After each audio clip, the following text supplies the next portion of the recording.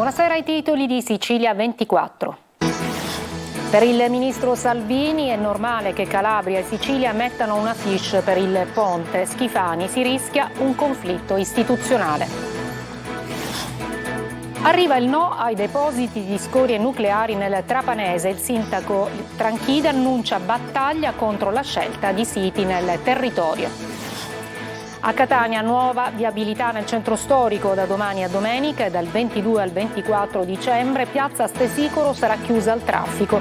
La decisione dell'amministrazione comunale per limitare le auto nel periodo delle feste. Allarme sicurezza a Palermo, il sindaco Lagalla ribadisce la presenza dell'esercito servirebbe da deterrente per fronteggiare gli episodi di violenza sempre più frequenti. Scontri tra tifosi prima di Catania-Pescara. Il pullman degli abruzzesi preso d'assalto dai supporter etnei. Arrestati 2 ultra rossazzurri. Si avvicina il Natale anche per i bambini dell'Ucraina, dove la guerra non si è mai fermata. Iniziativa di solidarietà all'insegna della pace a Catania. Calcio, il Catania batte il Pescara e si regala la semifinale di Coppa Italia di Serie C. In tribuna fa festa anche il presidente Ross Pellira.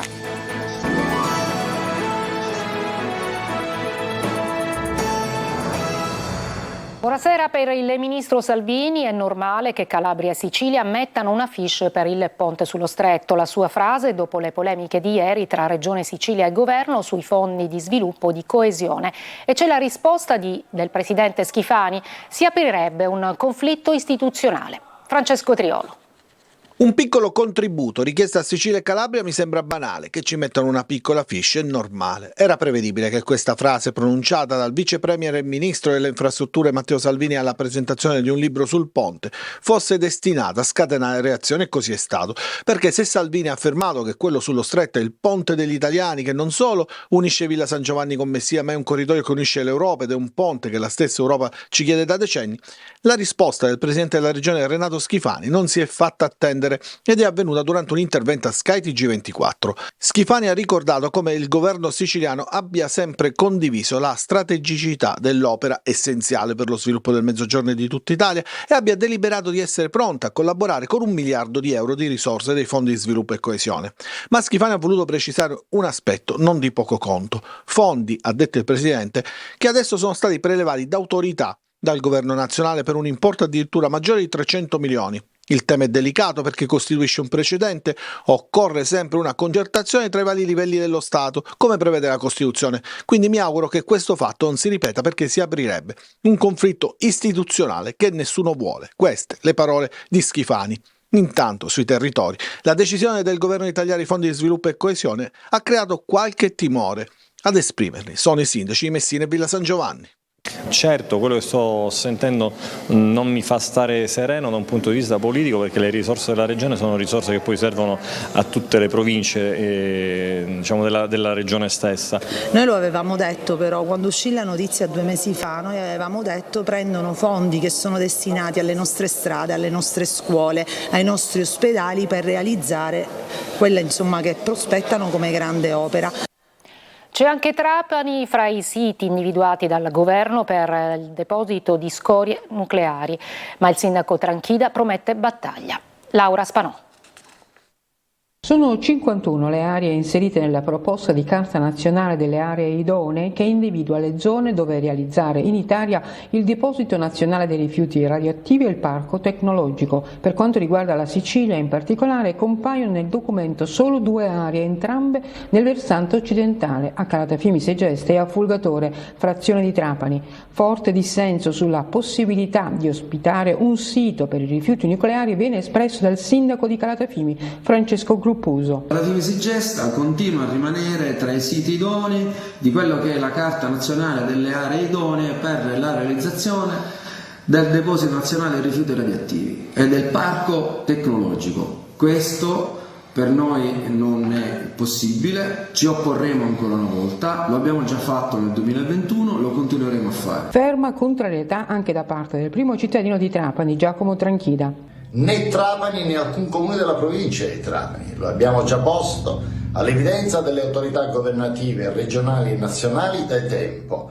Oggi lo ribadiamo, non siamo interessati a alcuna candidatura e a visioni naviganti. Ci opporremo a qualsiasi eventuale iniziativa che secondo me, speriamo, non abbia mai a verificarsi, autoritativa da parte di soggetti terzi. Entrambi i sindaci annunciano una strenua battaglia per sventare questo attacco al territorio, consapevoli, dicono, di rappresentare gli interessi dei loro cittadini e di tutta la provincia di Trapani.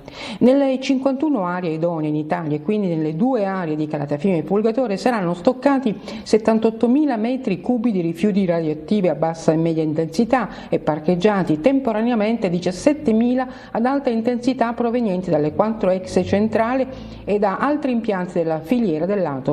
L'obiettivo è quello di permettere lo stoccaggio in via definitiva dei rifiuti radioattivi di bassa e media attività. A Catania da domani a domenica e dal 22 al 24 dicembre piazza Stesicoro chiusa al traffico. La decisione dell'amministrazione comunale per limitare le auto in questo periodo di festa. Emanuela Corsi. Permettiamoci il lusso di fare a meno dell'auto. È l'invito dell'amministrazione comunale di Catania per ridurre il traffico in centro che nel periodo natalizio diventa insostenibile, soprattutto nei fine settimana. Ricorderete le immagini del sindaco trantino che nei giorni scorsi si era improvvisato vigile urbano per dirigere l'intenso traffico veicolare e pedonale dei quattro canti, dove le auto cercavano di passare mentre un fiume di persone attraversava l'incrocio, creando rischi per i pedoni e pesanti rallentamenti. Da qui la decisione di chiudere al traffico veicolare piazza Stesicoro dalle ore 17 alle ore 23 da domani fino a domenica e nei giorni 22, 23 e 24 dicembre. Questo ci ha indotto ad agire, ad assumere delle iniziative per evitare gli ingorghi che inevitabilmente si formeranno agli incroci, perché questa marea umana chiaramente condizionerà i flussi veicolari. Una scelta che molti cittadini approvano. Posiamo a pieno titolo che questo centro deve essere regolato e chiuso. Direi che è una scelta giusta. Qualcuno è d'accordo, ma chiede una viabilità alternativa. Dove parcheggiano le persone che vengono dalle colline? L'invito del sindaco e dell'amministrazione non è solo a lasciare l'auto in garage, ma anche quello di utilizzare di più i mezzi pubblici. Per l'occasione la metropolitana rimarrà aperta fino a mezzanotte, mentre per Capodanno sarà attiva fino alle 2:30 del mattino. Per gli irriducibili delle auto, la MTS garantirà anche la sera l'utilizzo del parcheggio cosiddetto del Pino in via Ventimiglia e quello di via Sturzo al prezzo di €1. La via Plebiscito potrà essere utilizzata come circonvallazione interna, ma si consiglia di sfruttare anche i parcheggi scambiatori di Nesima, Milo e dei 2 obelischi. Dopo una settimana di sedute, la Commissione Bilancio all'Ars ha approvato a maggioranza la manovra finanziaria. Hanno votato contro il Movimento 5 Stelle, PDS e CN. Sono stati ritirati tutti gli emendamenti, anche quelli aggiuntivi, erano circa 5.000. La manovra finanziaria potrebbe essere incardinata già domani sera, al massimo sabato, per fissare a lunedì il termine per gli emendamenti. In questo modo la discussione in aula dovrebbe partire già mercoledì prossimo. Ora ci occupiamo dell'allarme sicurezza a Palermo. Il sindaco La Galla ribadisce che l'esercito potrebbe essere un deterrente per contrastare gli episodi di violenza sempre più frequenti. Marco Gullà. I colpi di pistola sparati in aria durante una rissa in via La Lumia hanno nuovamente acceso i riflettori su quella che è un'emergenza, la sicurezza nella città di Palermo. Residenti e commercianti insorgono e chiedono maggiore attenzione da parte delle istituzioni. Il sindaco Roberto La Galla già nei giorni scorsi aveva affrontato il tema e in un incontro con gli albergatori aveva fatto intendere che in determinate zone di Palermo occorre la presenza forte dell'esercito. La copertura di un territorio articolato, esteso, è difficile e conseguentemente è ovvio che tutti dobbiamo collaborare in questa direzione. È ovvio che le forze in campo potrebbero e dovrebbero essere integrate. In questo evidentemente l'apporto dell'esercito, che per ora è stato disposto solo per l'area della stazione ferroviaria, potrebbe essere, come è stato nel passato, uno strumento di deterrenza importante. Il primo cittadino palermitano lo ha anche chiesto al governo nazionale, che però ha risposto sostenendo che Palermo non è la città italiana che ha più bisogno di questo provvedimento, perché nelle medie nazionali la microdelinquenza è molto inferiore rispetto a quella di altre città metropolitane. Non dobbiamo parlare di emergenze confondendo i fatti con i fenomeni. La movida è un fenomeno e va quindi affrontato attraverso un controllo puntuale del territorio. La sparatoria è un fatto che potrebbe essere accaduto in qualunque altra parte della città, che non ha una correlazione immediata e diretta con la movida, e si sta facendo di tutto, e sono certo che ciò avverrà, per identificare i responsabili e sanzionarli, punirli adeguatamente. Un giovane motociclista è morto in un incidente stradale avvenuto a San Pietro Clarenza, nel Catanese. La vittima è un 19enne che era alla guida di uno scooter SH Honda che, per cause in corso di accertamento, si è scontrato con una Citroen guidata da un 85enne. E adesso ci occupiamo degli scontri fra i tifosi ieri sera prima del match fra Catania e Pescara. 2 ultras catanesi arrestati. Il Comune di Catania e la MTS hanno annunciato che si costituiranno parte civile nell'eventuale processo a carico degli autori. Marco Carli.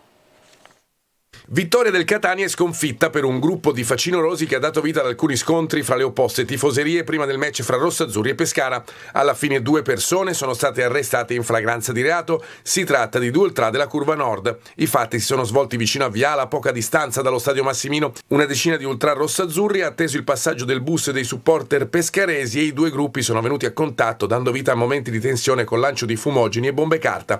Immediato l'intervento della Digos e degli agenti della polizia che hanno separato le 2 tifoserie. Alcuni degli agenti però sono stati colpiti e hanno riportato delle ferite. Queste le immagini del pullman della MTS assaltato con evidenti danneggiamenti alla carrozzeria, alle vetrate, ma anche all'interno. Lo stesso pullman che poi ha completato la sua corsa portando i pescaresi allo stadio, dove sono entrati a primo tempo già abbondantemente iniziato. Sono una ventina le impronte digitali trovate nel covo di Vicolo San Vito a Campobello di Mazzara, in cui il boss Matteo Messina Denaro ha trascorso gli ultimi anni di latitanza. I carabinieri hanno isolato le tracce di 20 persone, alcune avrebbero frequentato il covo, mentre altre avrebbero lasciato le impronte su alcuni oggetti, come Martina Gentile, la figlia della maestra Laura Bonafede, amante del boss, le cui tracce sono state trovate su uno dei DVD presenti nel nascondiglio. La Gentile ai domiciliari dalla scorsa settimana con l'accusa di favoreggiamento e procurata in osservanza della pena aggravate.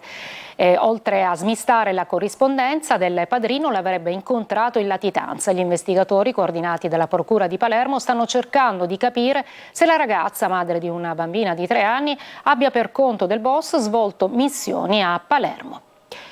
Adesso un'avvertenza sindacale: non possiamo rincorrere l'emergenza, la Regione ci aiuti, e la denuncia del SIFUS sulla situazione economica dei braccianti agricoli siciliani. Tonino De Mana. Cambiamenti climatici, politica miope e non possiamo permetterci di rincorrere le emergenze. È il grido d'allarme del SIFUS Confali, che chiede a gran voce alla Regione il riconoscimento di un bonus per i braccianti agricoli che stanno perdendo le giornate lavorative anche a causa della carenza di irrigazione. Un contesto drammatico con le aziende agricole, è stato detto in conferenza stampa, che stanno facendo i conti con l'inefficienza dei consorzi di bonifica. Sul tavolo quel che resta delle arance. Simboleggiano il danno che hanno subito le nostre aziende agrumicole. Le arance, come potete vedere, sono di un diametro che è notevolmente inferiore a quello che hanno conosciuto le nostre tavole, almeno del 30-40% in meno. Significa che queste arance non potranno essere vendute nei mercati, ma nella migliore delle ipotesi nell'industria di trasformazione. Ma quali sono le soluzioni? Il riconoscimento di un bonus di 1.500 euro per i braccianti agricoli che si sono occupati di agrumicoltura, e che quindi questo avvenga prima possibile, poiché noi ci stiamo organizzando attraverso una petizione popolare per raccogliere le firme tra i lavoratori. Pronta anche una petizione per mettere nero su bianco le gravi difficoltà dei braccianti che in un anno hanno perso il 30% dei guadagni rispetto alla stagione precedente.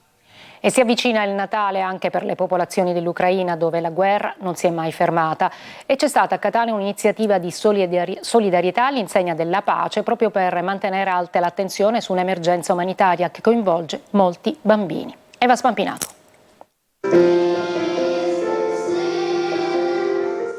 Di bambini che intona canti di Natale. Può sembrare la più classica delle rappresentazioni delle festività, ma se si pensa che ad ascoltarli dal vivo, oltre che un'aula comunale gremita di gente, c'erano anche dei loro coetanei in collegamento dall'Ucraina, il brano inglese Principe della Pace assume tutto un altro contenuto.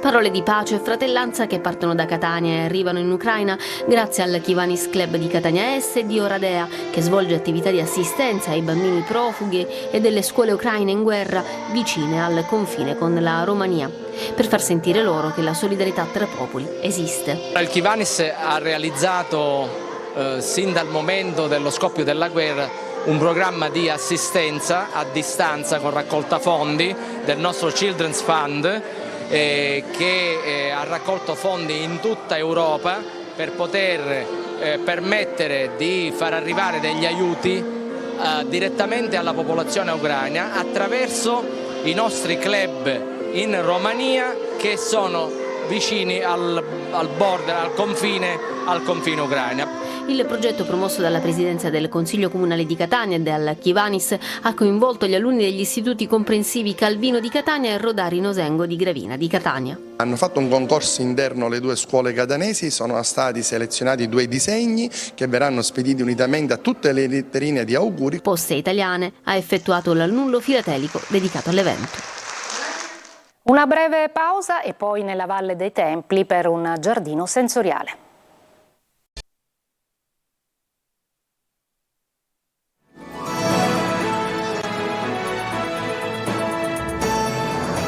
Alla Valle dei Templi di Agrigento è stato inaugurato questa mattina il giardino sensoriale. Ci dice tutto Davide Sardo.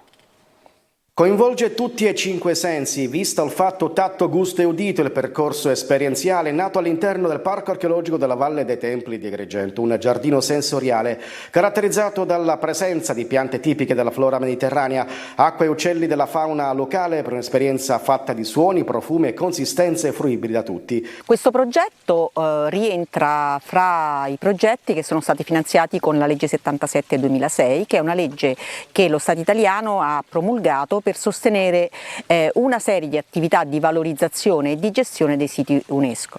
Il giardino sorge in un'area di 2000 metri quadrati, situata nello spazio antistante la Casa Pace, di fronte al Tempio della Concordia, con accesso dalla Via Sacra. Il progetto del giardino sensoriale è questa stessa area è solamente il punto di arrivo di un progetto più grande che ha coinvolto numerose scuole, tra cui l'Istituto Karol Wojtyła di Catania, l'ODA, l'Opera Diocesana di Assistenza, con dei ragazzi e delle persone, anche degli adulti, che avevano delle difficoltà cognitive importanti.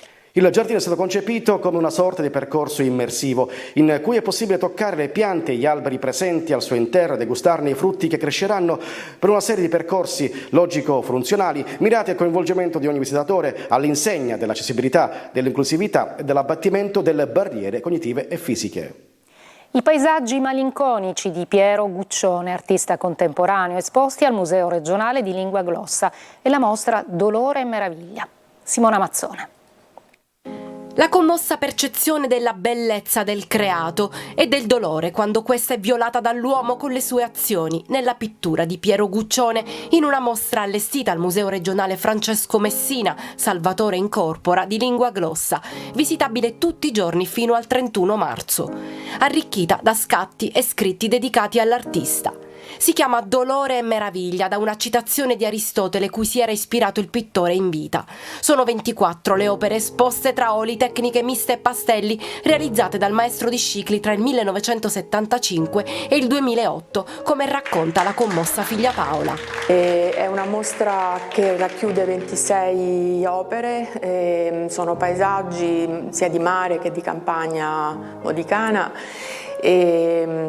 dove si rappresenta al meglio, penso, tutta la poetica di papà, e quindi sono molto, molto felice e mi sono veramente commossa alla vista di queste opere. Piero Guccione, definito il più leopardiano tra gli artisti del Novecento proprio a causa di quel senso di solitudine e di infinito, ma nel contempo di meraviglia e speranza che evocano le sue opere.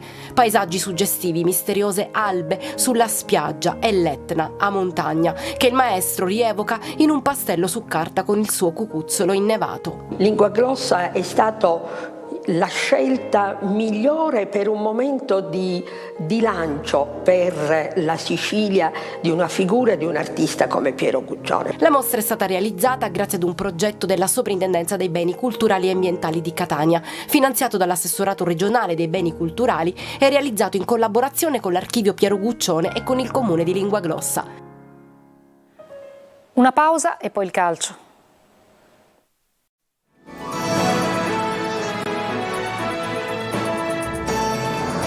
Eccoci al calcio, il Catania vince con il Pescara e accede alle semifinali di Coppa Italia, un trofeo da inseguire e una scorciatoia per i play-off. Ottimo secondo tempo della squadra di Lucarelli, in rete Castellini e Zammarini. Marco Carli. Davanti a Pelligra il Catania si rifà dopo la sconfitta del derby. Dal secondo tempo senza anima di Messina a quello di cuore e qualità col Pescara in Coppa nonostante le assenze soprattutto davanti. Ora troverà in semifinale una fra Lucchese, Padova o Rimini la prossima settimana il sorteggio. Chi vincerà andrà direttamente alla fase nazionale dei playoff. Avevamo necessità di riconfermarci come ci siamo riconfermati in 4 partite e mezzo, cioè quelle fino al primo tempo di Messina, e oggi abbiamo ripreso il cammino. Il Pescara in avvio si fa preferire, giunge al tiro con Accornero, conclusione dal limite di destro e palla sulla traversa. I rossazzurri crescono a fine primo tempo e come detto cambiano completamente marcia nella ripresa. Guaini imbecca bene Chiarella che si presenta tu per tu con Plizzari e manda la sfera sul palo. Sulla ribattuta ci prova Chiricò, ma è bravo il portiere. È il prologo del gol, angolo di Chiricò e poi 3 colpi di testa consecutivi, prima Rapisarda, poi Lorenzini e infine la conclusione vincente di Castellini. Nel finale, con gli abruzzesi in 10 per l'infortunio di Pellacani a cambi già esauriti, ecco il raddoppio di Zammarini dopo una bella giocata di Zanellato. Pelligra a fine partita è contento e già parla di futuro e di mercato. Noi questi 3-4 mesi è stato un po' difficile perché la Serie C è difficile, ma però come a Catania noi stiamo facendo questi cambi e diventare più forte. Questi giorni, mentre che sono qua, facciamo le decisioni per quello da fare. Vedrà anche la partita col Sorrento. Sì, grazie.